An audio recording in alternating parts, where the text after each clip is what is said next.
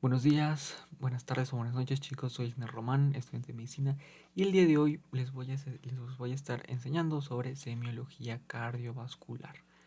Como pueden ver, tenemos este gráfico en donde dividí este tema en cuatro: en motivos de consulta, el examen físico, y los síndromes y exámenes complementarios, siendo los dos primeros los más importantes en este tema: los motivos de consulta y el examen físico. Así que bueno, sin más preámbulos, vamos a empezar. Entre los motivos de consulta tenemos la disnea, el dolor, las palpitaciones, el síncope, el edema y la cianosis. Eh, Síntomas como el edema, la cianosis y la disnea los hemos visto ya en la semiología del sistema respiratorio. Así que les voy a estar dejando la tarjeta ahí arriba para que puedan entrar a ese video y entiendan mejor esos síntomas. Pero ahora vamos a ver que nosotros tenemos que identificar si una disnea o es de origen cardíaco o es de origen respiratorio. Ya hemos hablado de la disnea de origen respiratorio. Ahora vamos a hablar de la disnea que caracteriza a una patología cardíaca. Sobre todo haciendo énfasis en el infarto agudo de miocardio y en la angina de pecho. Estos dos síndromes vienen junto con disnea, que suele ser una disnea de esfuerzo o una disnea de reposo, una disnea paroxística nocturna, que eso quiere decir que aparece en la noche y que el paciente se ve obligado a despertar, una ortopnea, que es una disnea que aparece cuando el paciente se pone en decúbito dorsal, o sea que no puede estar echado ya que le cuesta respirar y tiene que sentarse, y también una disnea vespertina, es lo que quiere decir que aparece más o menos a esas horas de la tarde.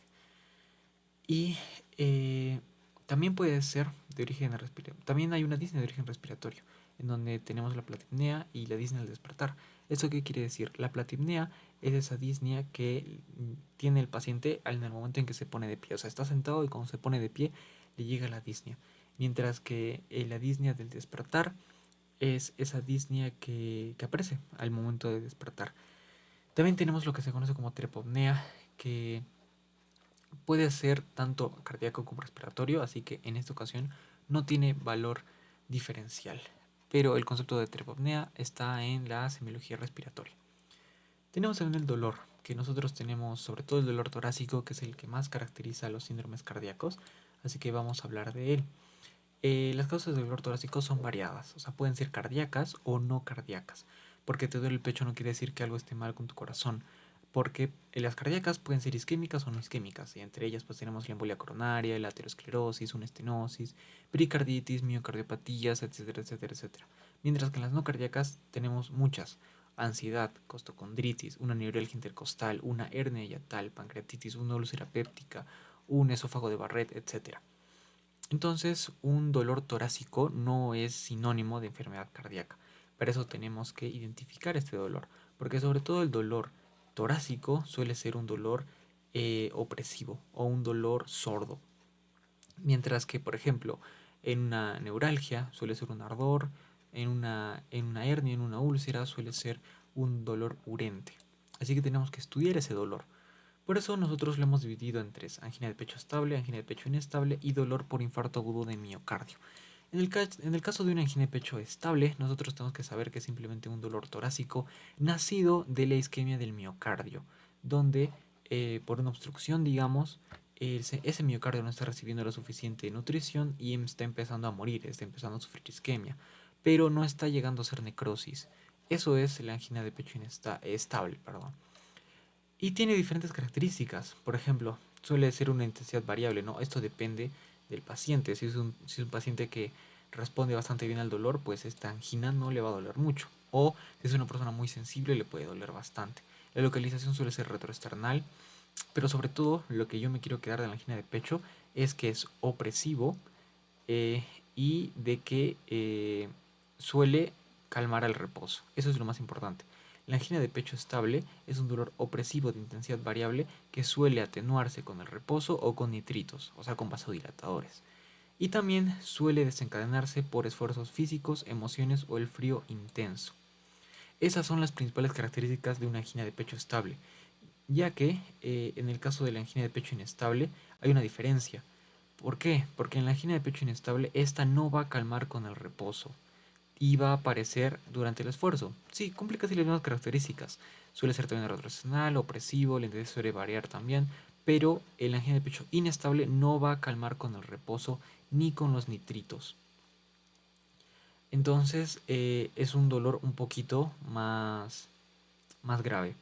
Y por eso se suele llamar angina postinfarto o angina preinfarto. ¿Por qué? Porque suele aparecer antes que un infarto agudo de miocardio. Que este es un dolor que comparte las mismas características, pero es muchísimo más agudo. Y en este caso sí ya va a haber necrosis, el tejido cardíaco va a morir, lo que va a provocar que haya una intensidad muy fuerte, que haya una sensación de muerte y que se propague.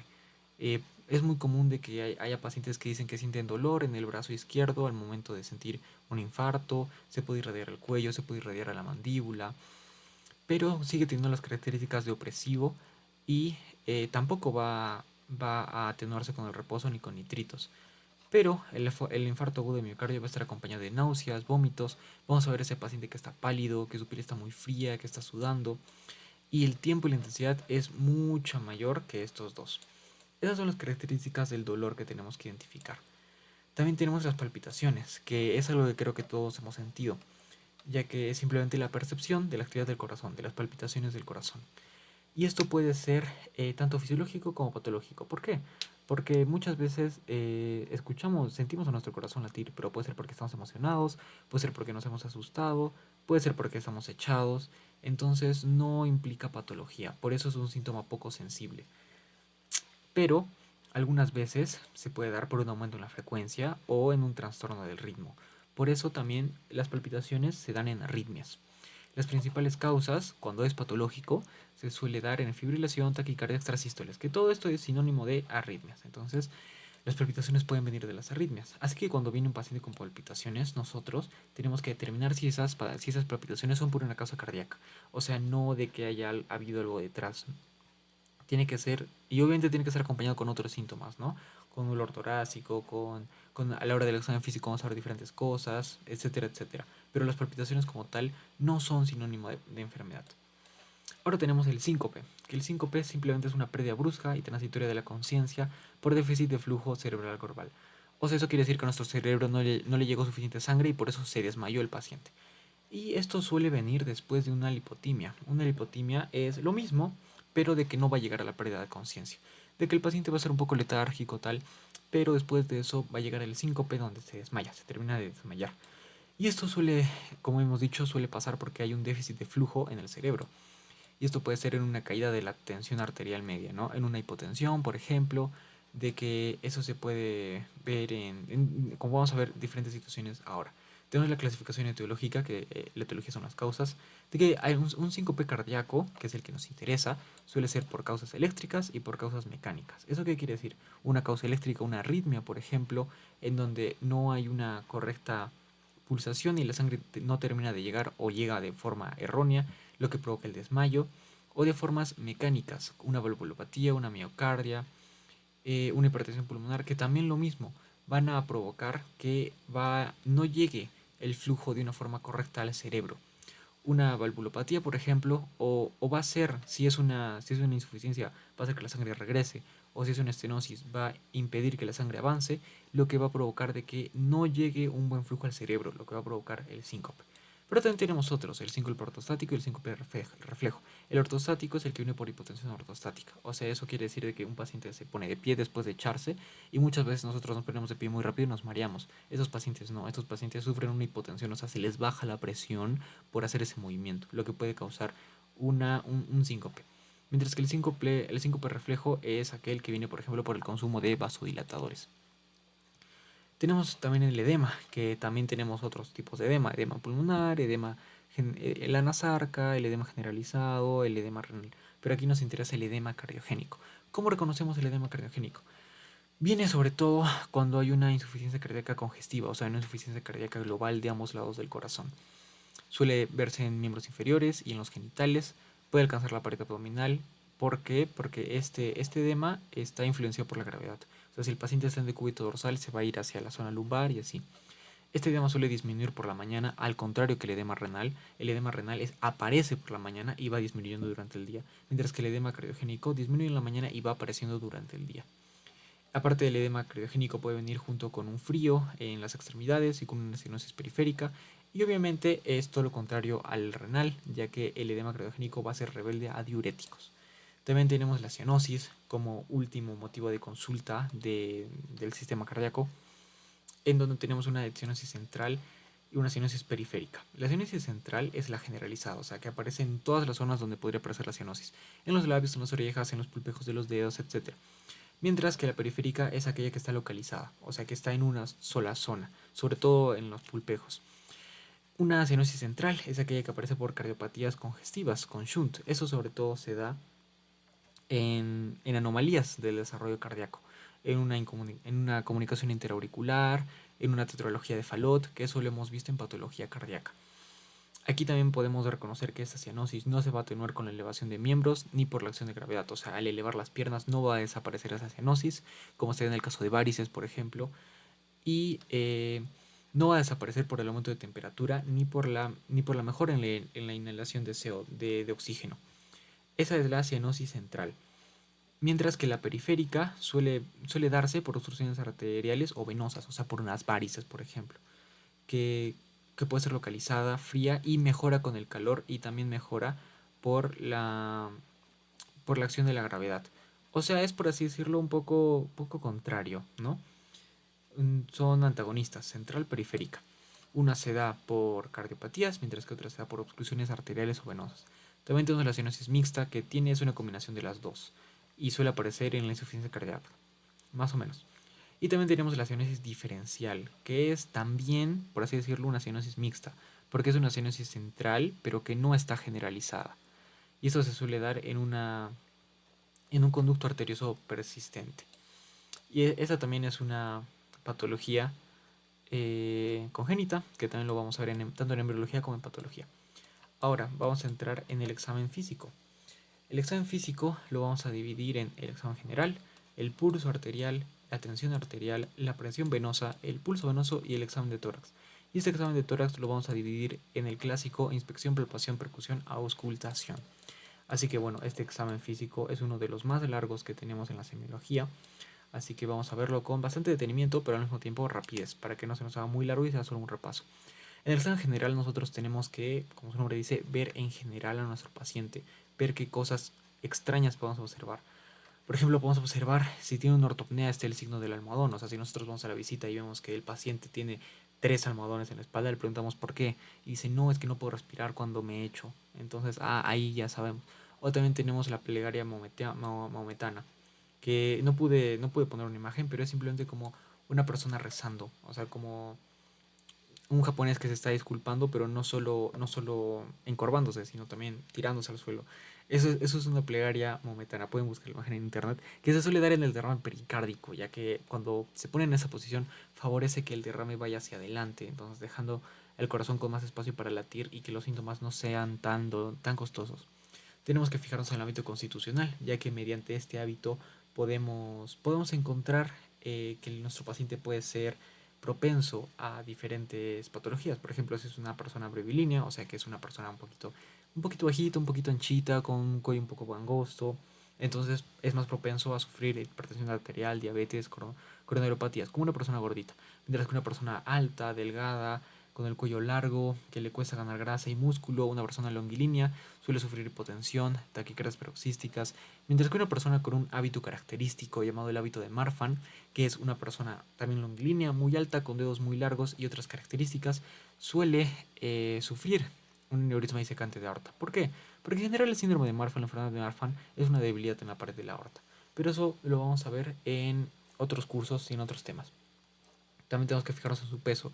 Como dije, una persona gordita, su corazón trabaja más, entonces es más propenso a sufrir algún síndrome cardíaco. También tenemos el síndrome de Pickwick, que es simplemente una persona gordita que tiene mucho más propensa a una hipoventilación, lo que puede causar una hipoxemia.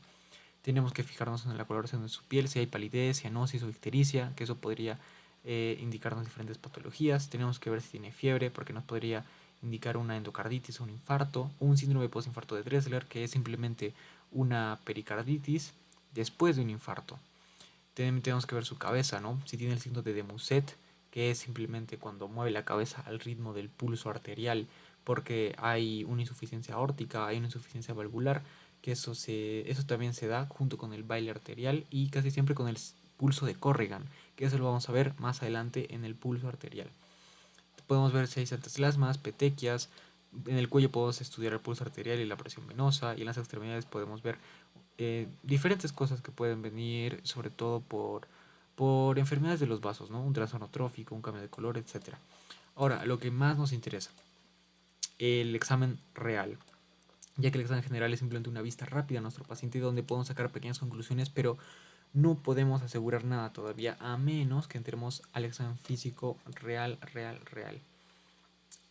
Ahora, el examen del pulso arterial tenemos varias categorías, anatomía, frecuencia, etc. Pero en la bibliografía nos recomiendan esta memotecnia, AFRA-TIPS, pero eliminando forma y eliminando anatomía, nos quedamos con fritas, que es mucho más fácil. Fritas es como las papas fritas. Tenemos que saber que el pulso arterial es aquel que creo que todo el mundo hemos sentido, de que puede estar radialmente, puede estar en la carótida, puede estar en la fosa poplitea, lo podemos sentir en varias zonas. Pero lo que nos interesa a la hora de sentir el pulso es la frecuencia, la regularidad, la igualdad, la tensión, la amplitud y la simetría, fritas. Yo lo puse en el orden de Afratips, pero ustedes si lo están anotando, anótenlo en el orden de fritas. O sea, frecuencia, regularidad, igualdad, tensión, amplitud y simetría. Así que bueno, vamos a saltarnos la parte de anatomía y de forma y vamos a ir de frente a lo que realmente nos interesa, que es la frecuencia. Todos hemos escuchado frecuencia cardíaca. ¿Cuánto es el valor normal de frecuencia cardíaca? 60, de 60 a 100 en adultos, un poquito más en niños. Y ya, eso es todo. También tenemos que saber que puede haber una disminución, o sea, menor de 60 y mayor de 100, que suele ser una bradisfigmia y una taquisfigmia. Una bradisfigmia es normal en deportistas. Si una persona es un deportista de alto rango, entonces es muy normal que tenga una bradicardia también junto con esa bradisfigmia. Pero también en una persona que no es deportista puede significar algo patológico, como un hipotiroidismo o una enfermedad en el nódulo sinusal. Mientras que una taquisfigmia se suele ver en una fiebre, en una simpaticotonía, por ejemplo, en una intoxicación con fármacos adrenérgicos, en un hipertiroidismo, en una miocarditis reumatoide. O sea, de que estas enfermedades van a provocar una disminución en la frecuencia o un aumento en la frecuencia cardíaca. Ahora, siguiendo con fritas, tenemos la regularidad. La regularidad simplemente quiere decir que todas las pausas diastólicas son iguales. O sea, eso quiere decir que sentimos un pulso y después de eso no sentimos nada, hasta el siguiente pulso.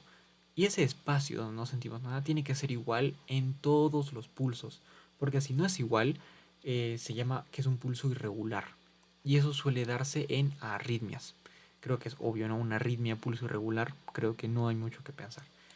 Y siguiendo con fritas, tenemos la igualdad, que la igualdad es de que esas pulsaciones, o sea, los pulsos que sentimos, tienen que ser de la misma amplitud, o al menos similar amplitud. Aquí nosotros vamos a ver dos cosas, amplitud e igualdad. La amplitud es simplemente la altura de esas pulsaciones. Y nosotros cuando estudiamos amplitud vamos a suponer que todas las amplitudes son iguales, como vamos a ver más adelante. Pero en la igualdad nosotros vamos a ver cuándo esas cuándo esas amplitudes suelen disminuir. Y eso se suele dar patológicamente y fisiológicamente. ¿Cómo lo vamos a ver ahora? Tenemos el pulso paradójico. Nosotros normalmente nuestro pulso no es igual. Nuestro pulso suele ser desigual. ¿Por qué? Porque a la hora de nosotros inspirar y expirar, como podemos ver en esta imagen, cuando nosotros inspiramos, nuestro pulso, la amplitud de nuestro pulso disminuye, unos 10 milímetros de mercurio. Pero eso es normal. Ya llega a ser anormal cuando la amplitud suele ser mayor que estos 10 milímetros de mercurio. Y cuando se da esto, se llama pulso paradójico. Cuando ¿cómo decirlo? Esa separación, esa desigualdad es mayor que 10 milímetros de mercurio, se llama pulso paradójico. Y suele ser porque Hay un taponamiento cardíaco, por ejemplo, en una pericarditis, cuando hay un derrame pericárdico, entonces el corazón va a estar tapado, haciendo que cueste, que se mueva, provocando que a la hora de inspirar y expirar el rango sea mucho mayor. O también por una crisis asmática o una bronquitis, ¿no? De que aquí no va a ser el corazón el que está afectado, sino la respiración misma. En una crisis asmática no va a haber una correcta respiración, una coordinación, entonces va a haber problemas también en esta separación. Y ese es el pulso paradójico, mientras que el pulso alternante, como su nombre dice, es aquel que tenemos una amplitud normal y después de eso viene una amplitud disminuida. Y eso se suele ver en una insuficiencia ventricular izquierda. Aquí también creo que es bastante obvio por qué una insuficiencia ventricular izquierda una insuficiencia ventricular izquierda, o sea, una insuficiencia cardíaca izquierda, eh, el corazón no tiene suficiente fuerza, ya está insuficiente. Entonces va a haber momentos donde sí pueda lograr el pulso que debería, mientras hay otros momentos que no. Y así por eso se llama pulso alternante. Eso, eso vemos que no todos nuestros pulsos tienen la misma igualdad. Pero ahora nosotros vamos a hablar de la amplitud, de esa altura que tiene nuestro pulso. Para eso es necesario que nosotros sepamos 4 nombres: Magnus, Celer, Tardus y Parvus. Esos nombres son muy importantes. ¿Por qué? Voy a usar esta imagen. Nosotros tenemos este pulso. Este es nuestro pulso normal, el que sentimos cuando palpamos cualquier zona del pulso. Pero también ese pulso se puede ver aumentado, puede verse crecido, la altura puede verse crecido. Y eso se llama Magnus. Y cuando el pulso está aumentado de esa forma, o sea, su amplitud está aumentada, suele darse en una insuficiencia aórtica. O sea, que nuestro corazón necesita superar esa insuficiencia aórtica, esa patología valvular. Y para eso lo va a botar con fuerza. Por eso vamos a sentir el pulso con bastante fuerza. Eso se va a ver en una insuficiencia aórtica. Mientras que tenemos un pulso que crece mucho, o sea que tiene Magnus, pero al mismo tiempo baja rápido, o sea que el pulso es rápido y aparte de eso alto, eso es un Magnus y Celer. Magnus es que la altura está aumentada, mientras que Celer es que la velocidad en la que se dan los pulsos es la que está aumentada. Entonces, si combinamos ambos, Magnus y Celer, tenemos lo que se conoce como pulso colapsante de Corrigan o pulso saltón, algunos le llaman. Algunas bibliografías dicen que estos pulsos son diferentes, pero en general el Magnus y Celer se llama pulso de Corrigan. Y este es un signo clave de la insuficiencia aórtica. Cuando tú estudies insuficiencia aórtica, vas a ver que el pulso de Corrigan es una característica, no le podemos quitar eso, es una característica de la insuficiencia aórtica, junto con el signo de Demuset y el baile arterial. Y bueno, una insuficiencia aórtica se puede dar por diferentes patologías, como vamos a ver más adelante en los síndromes. Ahora, esto es en caso de que hay un aumento en la amplitud. ¿En qué casos va a haber una disminución en la amplitud? Primero tienes que saber que esta disminución en la amplitud se llama parvus. Es cuando hay pulsos pequeños, como podemos ver, estos pulsos pequeñitos, y se suele dar en una hipotensión. Creo que es obvio, ¿no? De por qué se da en una hipotensión que el pulso disminuye. Y en cambio, cuando no hay celer, todo lo contrario, sino que el pulso es pequeñito y lento, que va avanzando lento, eso es el tardus. Entonces, cuando tenemos parvus y tardus, es una estenosis aórtica.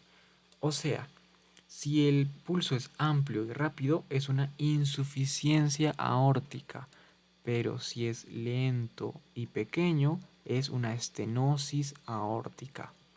Acuérdense de eso. Y ahora tenemos el parvus y celer. ¿Qué quiere decir eso? Un pulso pequeño pero rápido. O sea, pequeño, rápido, pero no llega a la altura que debería. Y esto se va a dar en una insuficiencia mitral.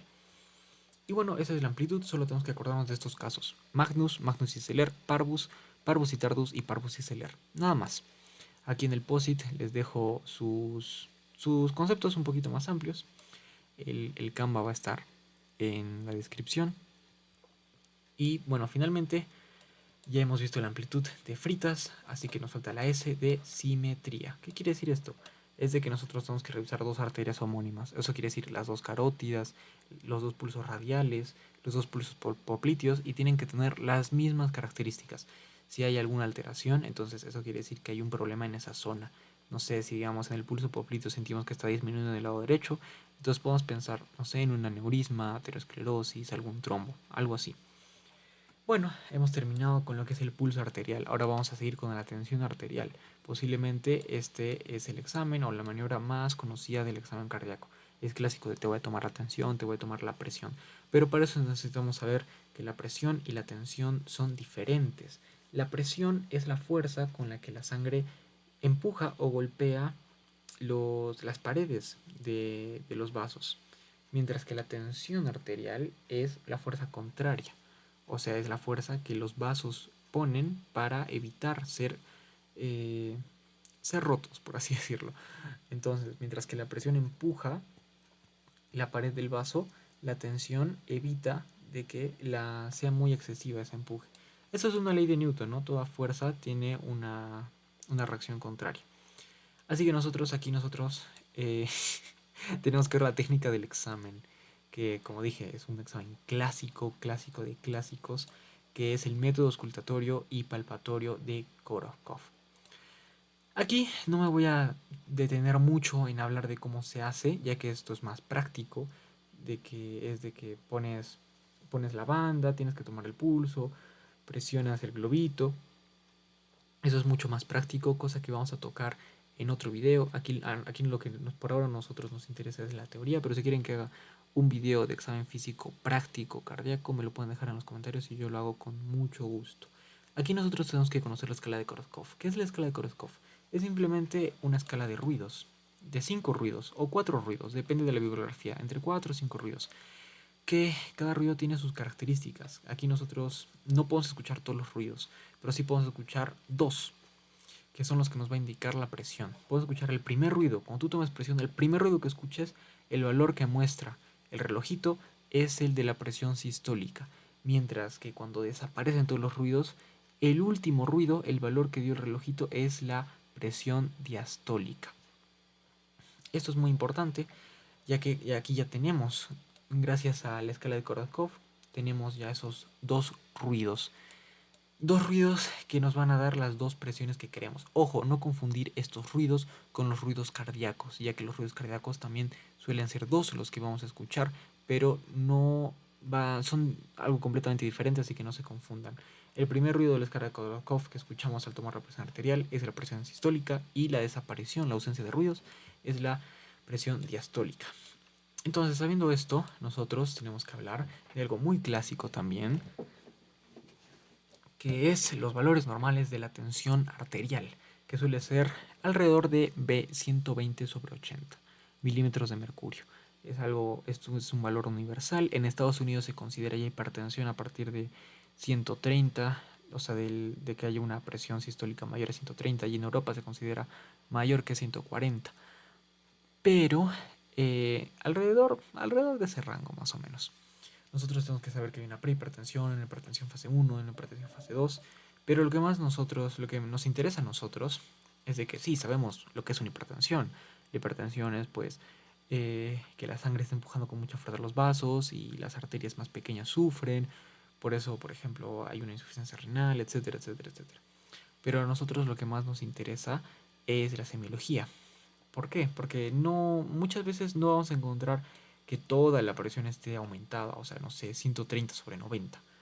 A veces podemos encontrar que solo la sistólica ha aumentado, o sea, de que la sistólica está a 135, pero la diastólica está 78.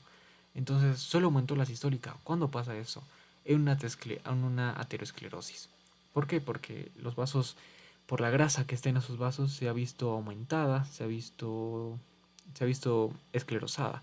Entonces va a ser mucho más alto el valor que nos va a dar la tensión sistólica. En cambio, cuando encontramos ambas tensiones aumentadas, ya es una hipertensión claramente, no es una estereosclerosis como en el primer caso, pero nosotros tenemos que saber que esa hipertensión puede también tener una insuficiencia cardíaca. Como vamos a ver de que en el síndrome de insuficiencia cardíaca, tanto en patología como aquí, que vamos a ver una revisión leve, vamos a ver que la enfermedad hipertensiva está bastante metida en la insuficiencia cardíaca. Ahora también tenemos la posibilidad de que haya un aumento en la presión o tensión sistólica, pero que la presión diastólica se vea disminuida. O sea, por ejemplo, 135/65. Eso digamos que es bastante raro, ¿no?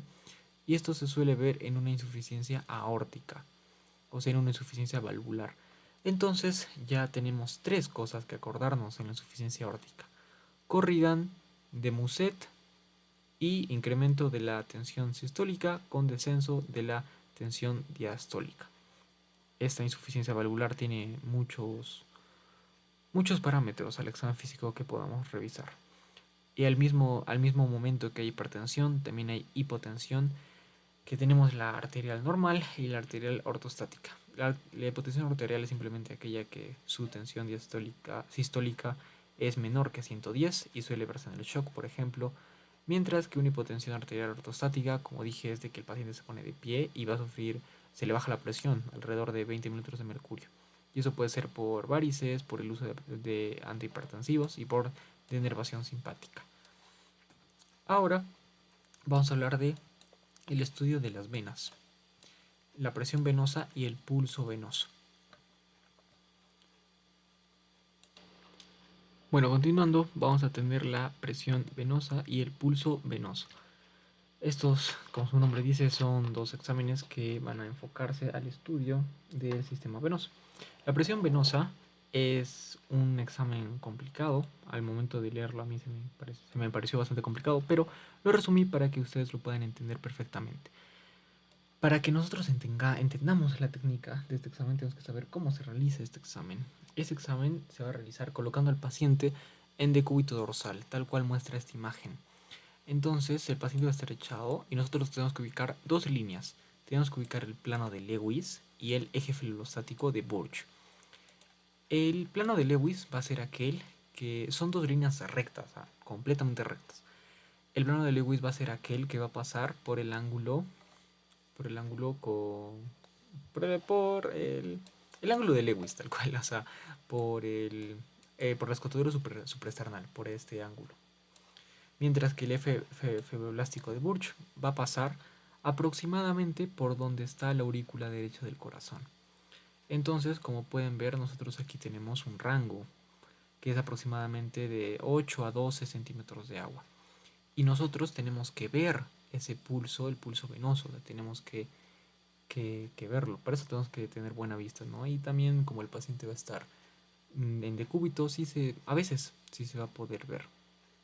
Entonces, ahí nosotros tenemos que fijarnos que que el pulso no sobrepase el plano de Lewis. Mientras se mantenga entre estos dos planos, se considera normal.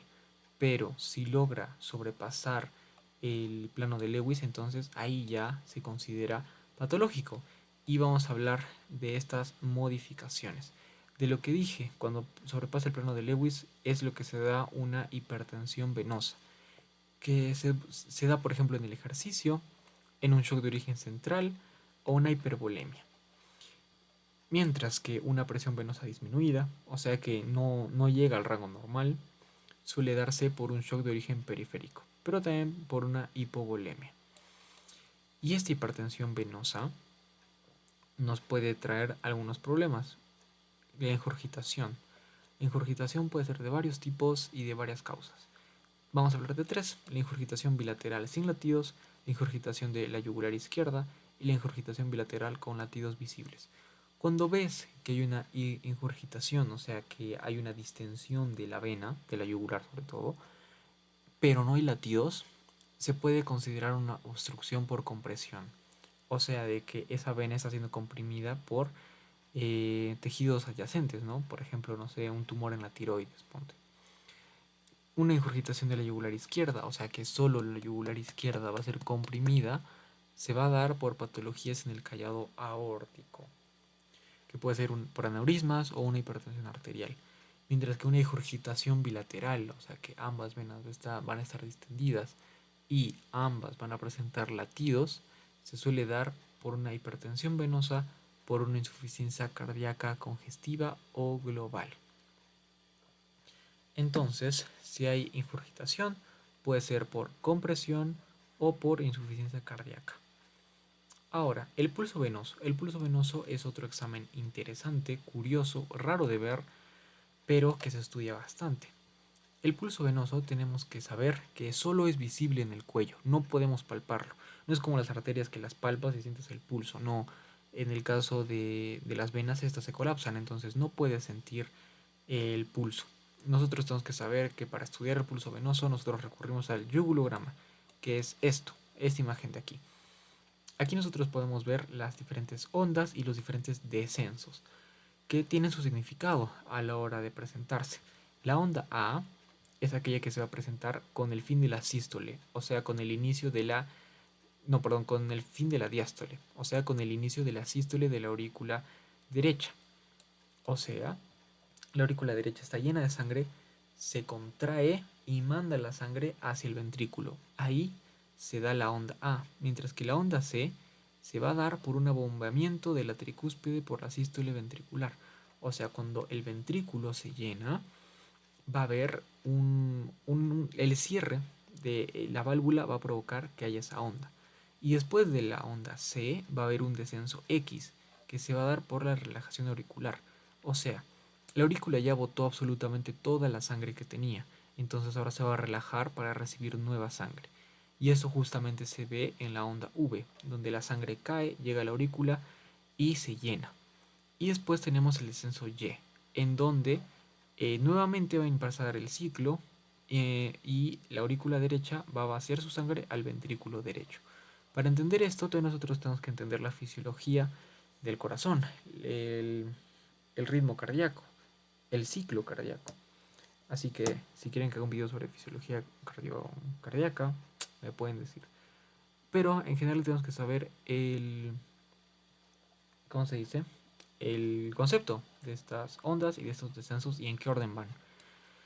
¿Por qué? Porque pueden haber alteraciones. Tenemos la onda A gigante, que tal cual, como su nombre dice, es una onda A crecida y suele verse en una estenosis tricuspidia. O sea, al corazón le cuesta atravesar esa barrera de la estenosis tricuspidia y tiene que botar con más fuerza, provocando que haya una onda A mucho más grande. También tenemos lo que se conoce como onda A en cañón, que también es una onda crecida, pero que, como su nombre dice, es en cañón, o sea que es completamente brusca. Mientras que la onda gigante es simplemente una onda más grande, la onda en cañón es como un disparo, o sea que está demasiado crecida y que no tiene un orden. Y esto se suele dar en una disociación auriculoventricular. Cuando tenemos una desaparición de la onda A, cuando esta onda A desaparece y solo tenemos las demás, se suele ver en una fibrilación auricular, mientras que si desaparece la onda A y el descenso X, se suele ver en una fibrilación auricular también, pero con insuficiencia cardíaca. Esto es importante, es de lo que menos preguntan en estos exámenes, presión venosa y pulso venoso, pero siempre es importante saberlo porque nunca se sabe. Así que yugulograma, Lewis y Burch. Examen de tórax. El examen de tórax es el clásico examen donde revisamos el tórax. Pero aquí vamos a ver eh, lo mismo que hemos visto en lo que es la semiología, la base de la semiología: inspección, palpación, percusión y auscultación. Empezando por la inspección, nosotros tenemos que ver, como en el examen general, el hábito corporal, la forma del tórax, si tuvo una mastectomía, si está el síndrome de Tietze, que este síndrome es simplemente una costocondritis, fibrositis o una neuralgia intercostal. Simplemente observar. Mientras que en la palpación nosotros vamos a reconocer 4 cosas: latidos localizados, latidos difusos, vibraciones valvulares y frémitos. Aquí vamos a hacer mucho énfasis en el choque apexiano, choque de punta. Este choque de punta es aquel que se revisa de esta forma: poniendo tu mano debajo del pectoral, tratando de sentir el latido del corazón entre los espacios intercostales. Así que nosotros más o menos vamos a ubicar nuestros dedos en el quinto espacio intercostal para ubicar ese choque de punta, ese choque apexiano. Este choque, si bien no tiene una característica diagnóstica, ya que si lo encontramos o no, muchas veces no suele tener importancia. Si lo encontramos antes de los 20, después de los 20, si no lo encontramos nunca, no suele tener una importancia diagnóstica muy amplia. Pero tenemos que saber que cuando nosotros posicionamos al paciente en la posición de pachón o sea, que se eche de costado, de cúbito lateral, del lado izquierdo, nosotros tenemos que saber que el corazón se puede desplazar un poco, 2 a 4 centímetros. Y ahí nosotros es más probable que sí sintamos el choque de punta. Así que nosotros ahí vamos a analizarlo. Vamos a ver su intensidad, su duración y su desplazamiento. Cuando hablamos de su intensidad, si es aumenta su intensidad, o sea, se siente mucho más fuerte, puede ser algo fisiológico, ¿no? Como en el caso de un esfuerzo o una emoción. Pero también puede ser patológico, por ejemplo, en el caso de una hipertrofia ventricular. Su duración puede ser sostenida, que puede darse por una hipertensión, y puede ser breve, que puede verse en shock o taquiarritmias. Y cuando se desplaza, cuando sentimos el choque apexiano desplazado donde debería ser, es porque alguien está ocupando su espacio, como en una afección pulmonar, por ejemplo, en una telectasia o en una hipertrofia ventricular izquierda también. Ahora tenemos los latidos difusos, que son 4.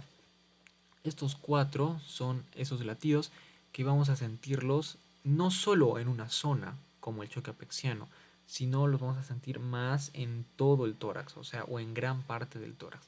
Tenemos 4: el diagonal directo, el diagonal invertido, el diagonal, el sagital y el transversal. 4: diagonal directo, diagonal invertido, sagital y transversal. Como su nombre dice, estos siguen la dirección de sus nombres. No me voy a detener a hablar mucho de ellos, ya que más adelante tenemos exámenes mucho más importantes, pero es necesario conocer la existencia de esos latidos para no confundirnos con el choque de punta y poder reconocer si hay alguna patología. También tenemos que saber que podemos sentir las vibraciones valvulares, que como vamos a ver más adelante, los ruidos cardíacos son aquellos que van a presentarse por el cierre de las válvulas. Así que las vibraciones valvulares son la expresión palpatoria de esos ruidos. Podemos sentir una vibración en el pecho cada que una válvula se cierra. Normalmente podemos sentirlo en el caso de niños o en personas muy delgadas, pero cuando lo sentimos demasiado bien, cuando no nos cuesta nada sentir esas vibraciones, es por algo. Entonces suele ser casi siempre por una estenosis mitral, porque esa estenosis va a provocar que haya mucha más vibración a la hora de que la sangre se movilice, haciendo que se sientan los ruidos cardíacos. También tenemos los frémitos, que los frémitos son también vibraciones, pero que sobre todo se van a dar eh, por soplos intensos, van a expresar la, eh, los soplos. Los soplos son, como vamos a ver en los síndromes, son simplemente cómo la sangre se moviliza cuando hay una patología valvular. Cuando hay una estenosis valvular o una insuficiencia valvular, produce un soplo. Y este soplo se puede sentir mediante los fremitos. O frémitos, no, sí, frémitos. Mediante los frémitos. Estos frémitos, al igual que los soplos, pueden ser sistólicos, diastólicos o sistodiastólicos.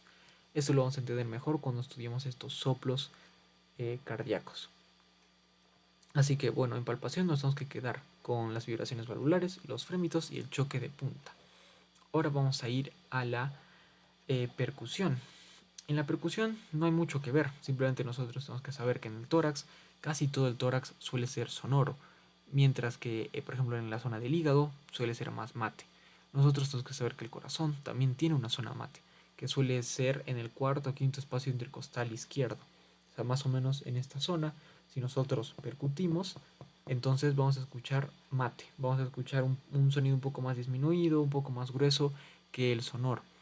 Y este sonido suele ir desde la línea paraesternal hacia la línea hemiclavicular, o sea, más o menos esta zona. Así que si nosotros escuchamos una matiz aquí, es normal, pero aquí vamos a hacer énfasis en el signo de Hendrin, donde si nosotros sentimos el choque de punta fuera del límite de la matidez, o sea, más o menos en esta zona, si en esta zona nosotros, esa zona normalmente deberíamos escuchar tanto la matidez como el choque de punta, pero si el choque de punta está mucho más desaparecido, mucho más separado, no está dentro del límite, entonces eso se considera un signo de Hendrin y eso puede ser por una hipertrofia ventricular izquierda o por el desplazamiento del corazón o también por dilatación. Pero también vamos a ver ahora la auscultación, que la auscultación es de los exámenes más importantes a la hora de revisar el corazón, si es que no es el más importante. Nosotros tenemos que saber que para escuchar el corazón tenemos que hacer en un ambiente silencioso, tenemos que siempre ir por la derecha del paciente, tenemos que escuchar con la membrana del estetoscopio, no con la campana. Y para reconocer los ruidos cardíacos, nosotros tenemos que usar el pulso arterial. Cada que sintamos un pulso arterial, nosotros vamos a identificar cuál es el primer ruido de los dos que escuchamos a la hora de hacer la auscultación. Y nosotros aquí vamos a hablar de dos nombres, la maniobra de Rivero Carballo y la posición de Azoulay. En la maniobra de Rivero Carballo, nosotros tenemos que pedirle a nuestro paciente que inspire de una forma profunda para que estos ruidos cardíacos se escuchen de mejor forma. Y también estos ruidos podemos escucharlos de mejor forma, sobre todo el ruido mitral, en la posición de Pachón. Y nosotros también tenemos otra posición, que es la posición de Azoulay, que es cuando el paciente se siente un poco para adelante con los brazos extendidos y nosotros escuchamos su corazón, que más que todo es para hacer un examen de la región basal del corazón, o sea, de la base del corazón. Y pues, para auscultar, nosotros tenemos que saber la existencia de focos auscultatorios, que tenemos 5, aunque algunas bibliografías consideran 4, algunos consideran más que 5, pero casi siempre se estudian estas 5. El foco mitral, el foco tricuspidio, el foco aórtico y el foco pulmonar. Como vemos, estos focos tienen los mismos nombres que las válvulas del corazón. Y justamente es porque estos focos están ubicados para escuchar esas válvulas. En el caso del foco mitral está preparado para escuchar la válvula mitral. Y cuando escuchamos esa válvula mitral van a ser el primer ruido cardíaco. ¿Eso qué quiere decir? Que los primeros ruidos cardíacos, el primer ruido cardíaco, es aquel que se da cuando se cierran las válvulas auriculoventriculares, mientras que el segundo ruido cardíaco se va a dar cuando se cierran las válvulas sigmoideas, o sea, la aórtica y la pulmonar. Así que cuando escuchamos el foco mitral y el foco tricuspidio, estamos escuchando el primer ruido sobre todo. Y cuando escuchamos el foco aórtico y el foco pulmonar, estamos escuchando el segundo ruido. Entonces tenemos que ubicar estos focos. El foco mitral está en el quinto espacio intercostal izquierdo, o sea, más o menos por donde sentíamos el choque de punta. Como podemos ver, está aquí, el puntito celeste. Mientras que el foco tricuspidio hay dos. Tenemos el que está en las sifoides, que ahí principalmente yo lo escucho bastante bien, pero algunas otras personas lo ponen en el cuarto espacio intercostal izquierdo. Así que bueno, ahí es elección de cada una, pero en la bibliografía que yo uso y en la práctica que yo hice, lo escuché mucho mejor en el foco tricuspidio, o sea, en las sifoides. También tenemos el foco aórtico, que es el único que está en el lado derecho, en el segundo espacio intercostal derecho, donde podemos escuchar la válvula aórtica, y el foco pulmonar, que también está en el segundo espacio intercostal, pero del lado izquierdo. Y también tenemos otro foco accesorio, como su nombre dice, el foco de Erb, que es aquel que está en el tercer espacio intercostal izquierdo y más que todo sirve para escuchar otros ruidos aórticos, o sea, los fenómenos de los ruidos aórticos. Y ahora, sabiendo dónde escuchamos esos ruidos, tenemos que saber qué son estos ruidos. Los ruidos cardíacos normales son 4. Como dije antes, son 4, el primero, el segundo, el tercero y el cuarto. Nosotros solemos escuchar solo el primero y el segundo. Hay muy pocos casos y muy pocas personas capaces de escuchar el tercer y cuarto ruido. Se requiere mucha práctica en algunos casos para escucharlos. Pero nosotros vamos a enfocar sobre todo en el primer y segundo. El primer ruido, como dije, se da en el cierre de las válvulas auriculoventriculares y el segundo se da en el cierre de las válvulas sigmoideas. Mientras que el tercer y cuarto ruido, el tercero se va a dar por la vibración del ventrículo cuando está relajado y el cuarto por una tensión en el miocardio ventricular. O sea que se van a escuchar en los ventrículos. El tercer ruido se suele oír mejor en la niñez, pero como dije anteriormente son ruidos difíciles de escuchar, así que nos vamos a fijar más en el primero y en el segundo. Ahora vamos a ver todo sobre estos ruidos. Cuando se desdoblan, qué pasa cuando están reforzados o atenuados, qué pasa cuando hay un ruido agregado, qué pasa con los soplos y qué pasa con los frotes pericárdicos. Vamos a estudiar todo sobre estos ruidos. En el caso del desdoblamiento, nosotros tenemos que saber que al igual que había en la amplitud, nosotros tenemos también un desdoblamiento en los ruidos cardíacos. Fisiológicamente, esta amplitud va a aumentar durante la inspiración y va a regresar durante la expiración. Muy parecido a lo que pasaba en la amplitud arterial, ¿verdad? Pero este desdoblamiento, si bien puede ser fisiológico, al igual que en la amplitud, también puede ser patológico. Pero aquí nosotros no vamos a hablar de patológico si supera un rango, como lo hicimos en la amplitud. Nosotros en patológico vamos a hablar si cambia. O sea, si este desdoblamiento es permanente y fijo, o sea, eso quiere decir que el desdoblamiento va a estar siempre. ¿Qué quiere decir desdoblamiento antes que todo? Desdoblamiento es que esos ruidos se van a dividir. O sea, el primer ruido y el segundo ruido se van a dividir cada uno en dos ruidos. Por eso es raro escuchar el desdoblamiento del primer ruido. Pero en el caso del segundo ruido es fisiológico. Podemos escuchar o sea, el segundo ruido podemos escuchar cómo se separa en dos ruidos más pequeños, pero que en conjunto forman el segundo ruido.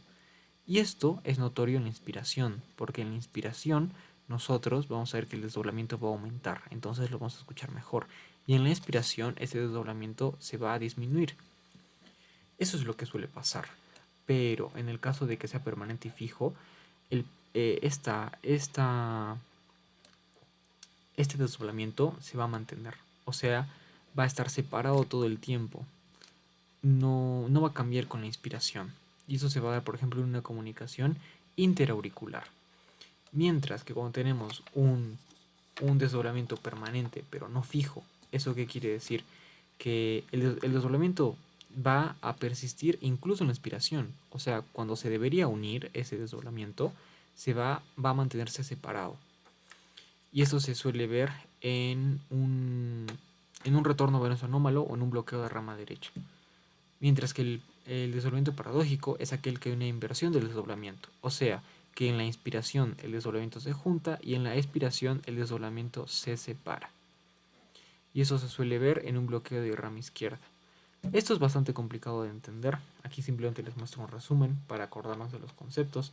Pero tenemos que saber que cuando es permanente y fijo, eso quiere decir que la ampliación prácticamente no existe, o sea, no va a cambiar, no va a variar con la respiración. Cuando es permanente, pero no es fijo, eso quiere decir que el desdoblamiento va a permanecer en la expiración. Y cuando es paradójico, es que va a haber un desdoblamiento en la expiración y se va a juntar el ruido cardíaco en la inspiración, o sea, se va a invertir el eje fisiológico. Como dije anteriormente, esos conceptos son un poco complicados de entender. No sé si me expliqué bien, espero que sí. Cualquier duda me lo pueden preguntar en los comentarios y lo podemos resolver entre todos nosotros. También tenemos el reforzamiento y atenuación de ruidos, que como su nombre dice son simplemente ruidos que se escuchan más fuerte y ruidos que se escuchan menos fuerte. En el caso del R1 podemos escucharlo mucho más en estados hipercinéticos, o sea, cuando tu corazón late muy rápido, en una estenosis mitral o en una hipertensión. Mientras que el segundo ruido también lo podemos escuchar aumentado en una hipertensión. Aquí tenemos lo que se conoce como ritmo de galope, que como su nombre dice, es un ritmo de 3 tiempos. Ahí. Es un ritmo de 3 tiempos.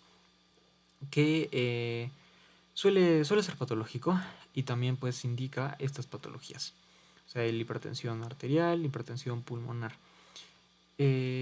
Esto suele ver también el deterioro distólico y sobre todo este ritmo de galope se escucha en la insuficiencia cardíaca.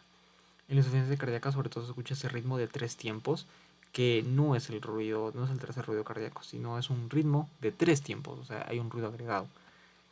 Pero tenemos que saber principalmente que cuando escuchamos reforzados el R1 y el R2 se suele dar en una hipertensión arterial. Mientras que cuando los escuchamos disminuidos suele ser por una insuficiencia, tanto cardíaca o aórtica. Tenemos dos ruidos agregados, los clics y los chasquidos. Los clics son, como su nombre dice, suenan como un clic, mientras que los chasquidos suenan como un chasquido. No hay mucho que agregar ahí. Pero tenemos que saber que tenemos clics aórticos y clics pulmonares, mientras que en los chasquidos tenemos chasquidos mitrales y chasquidos tricuspidios, que suelen aparecer en diferentes patologías. Estos ruidos agregados suelen aparecer por diferentes razones y en diferentes patologías, pero principalmente tenemos que saber que el clic aórtico suele aparecer en una estenosis aórtica y el clic pulmonar suele aparecer en una estenosis pulmonar. El chasquido mitral suele aparecer en una estenosis mitral y el chasquido tricuspidio en una estenosis tricuspidia. O sea, tanto los chasquidos como los clics pueden ser aórticos, pulmonares, mitrales o tricuspidios, aparecen en la estenosis de su misma válvula. Y ya. Los soplos, eso también es muy importante. Como dije, los soplos aparecen únicamente cuando hay una patología valvular. Cuando las válvulas del corazón, sobre todo las aórticas y las pulmonares, están afectadas, ya sea como una insuficiencia o con una estenosis, entonces se van a dar los soplos, que pueden ser sistólicos y diastólicos. Vamos a estudiar cada uno de ellos. En el caso de los soplos sistólicos, quiere decir que aparecen en la sístole, o sea, en este periodo de tiempo. Y los soplos diastólicos quiere decir que aparecen en este periodo de tiempo. Tenemos dos en el caso de los soplos sistólicos. Tenemos los eyectivos y los regurgitantes. Los eyectivos, como su nombre dice, eyección, fuerza, se da en la estenosis, porque el corazón necesita más fuerza para vencer esa obstrucción. Esos eyectivos se va a ver que se da una fuerza. Por eso va a aparecer este rombo. Se llama en rombo, en diamante o en decrecento y en decrecento. O sea, de que el soplo va a aumentar su frecuencia y va a disminuir su frecuencia sistólicamente en una estenosis aórtica. Mientras que un soplo regurgitante, que suele llamarse en barra, suele ser porque hay una insuficiencia mitral, o sea, regurgitante, o sea, que regresa en una insuficiencia. Entonces, eyectivos, estenosis aórtica y pulmonar, o sea, ambos, y insuficiencia mitral o tricuspidia. O sea, que el eyectivo aparece en estenosis y el regurgitante en insuficiencia. El eyectivo es en rombo, mientras que el regurgitante es en barra. Y se ve así tal cual. En barra porque su frecuencia casi no varía.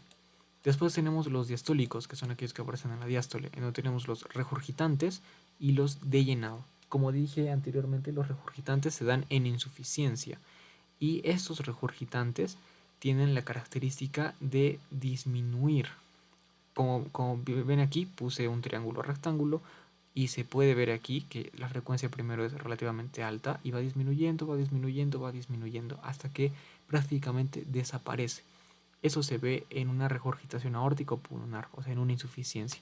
Mientras que en una estenosis mitral y tricuspidia se va a dar lo que se conoce como soplo diastólico de llenado, en donde la frecuencia es alta al inicio y al final, y en el medio está disminuida.